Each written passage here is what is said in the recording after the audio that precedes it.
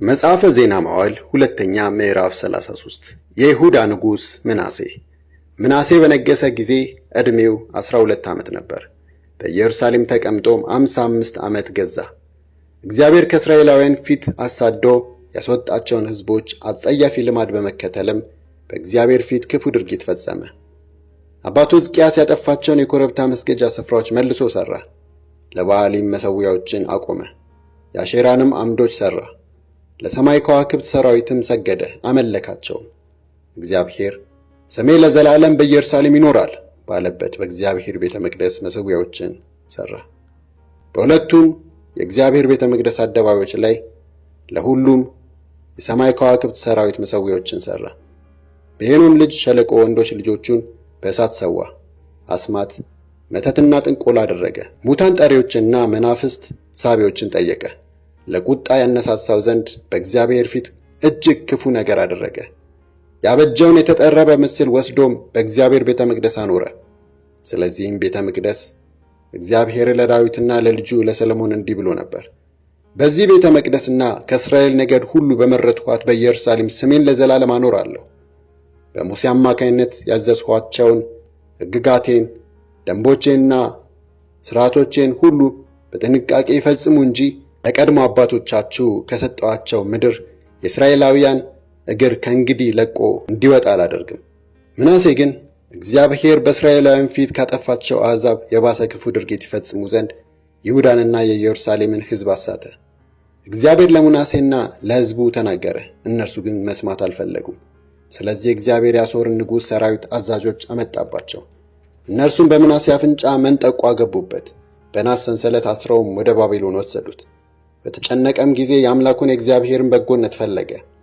በአባቶቹም አምላክ ፊት ራሱን እጅግ አዋረደ። ወደ እርሱም በጸለየ ጊዜ በጭንቀት ልመናው ራርቶለት እግዚአብሔር ጸሎቱን ሰማው። ስለዚህ ወደ ኢየሩሳሌም ወደ መንግሥቱም መለሰው። ምናሴም እግዚአብሔር አምላክ መሆኑን አወቀ። ከዚህ በኋላ በሸለቆው ውስጥ ከሚገኘው ከጊዮን ምንጭ ምዕራብ አንስቶ እስከ ዓሳ በር መግቢያ ድረስ ያለውን የዳዊትን ከተማ የውጭውን ቅጥር የኦፌልን ኮረብታ እንዲከብ በማድረግ ይበልጥ ከፍ አድርጎ እንደገና ሠራው። የተመሸጉትም የይሁዳ ከተሞች ሁሉ የጦር አዛዦችን አኖረ። እንግዶች አማልክትንና ጣዖታቱን ከእግዚአብሔር ቤተ መቅደስ አስወገደ። በቤተ መቅደሱ ኮረብታና በኢየሩሳሌም የሠራቸውንም መሠዊያዎች ሁሉ አራቀ፣ ከከተማይቱም ውጭ ጣላቸው። ከዚያም የእግዚአብሔርን መሠዊያ አደሰ፣ በላዩም የኅብረት መሥዋዕትና የምስጋና መሥዋዕት አቀረበ። ይሁዳም የእስራኤልን አምላክ እግዚአብሔርን እንዲያገለግሉ አዘዘ። ሕዝቡ ግን በኮረብታ መስገጃ ስፍራዎች መሠዋቱን ቢቀጥልም የሚሰዋው ግን ለአንዱ አምላክ ለእግዚአብሔር ብቻ ነበር። በምናሴ ዘመነ መንግሥት የተከናወነው ሌላው ተግባር ወደ አምላኩ ያቀረበው ጸሎቱና ባለራእዮች በእስራኤል አምላክ በእግዚአብሔር ስም የነገሩት ቃል በእስራኤል ነገሥታት ታሪክ ተጽፏል። ጸሎቱና እግዚአብሔር ራርቶ ልመናውን እንዴት እንደተቀበለው፣ ኃጢአቱ ሁሉና ታማኝነቱን ማጉደሉ፣ እንደዚሁም ራሱን ከማዋረዱ በፊት ያሰራቸው የኮረብታ መስገጃ ስፍራዎች፣ ያቆማቸው የአሼራ ምስል ዓምዶችና ጣዖታት ሁሉ በባለራእዮች መዛግብት ተጽፈዋል። ምናሴም እንደ አባቶቹ ሁሉ አንቀላፋ፣ በቤተ መንግሥቱም ተቀበረ። ልጁም አሞን በእርሱ ፈንታ ነገሰ። የይሁዳ ንጉሥ አሞን በነገሰ ጊዜ ዕድሜው 22 ዓመት ነበር። እርሱም በኢየሩሳሌም ተቀምጦ 2 ዓመት ገዛ።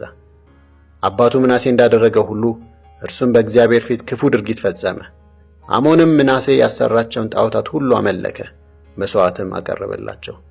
አሞን በእግዚአብሔር ፊት ራሱን እንዳዋረደ እንደ አባቱ እንደ ምናሴ ራሱን አላዋረደም፣ ነገር ግን በበደል ላይ በደል እየጨመረ ሄደ። የአሞን ሹማምት በእርሱ ላይ አሲረው በቤተ መንግሥቱ ውስጥ ገደሉት። ከዚያም የአገሩ ሕዝብ በንጉሡ አሞን ላይ ያሴሩትን ሁሉ ገደሉ። ልጁን ኢዮስያስንም በእርሱ ፈንታ አነገሱት።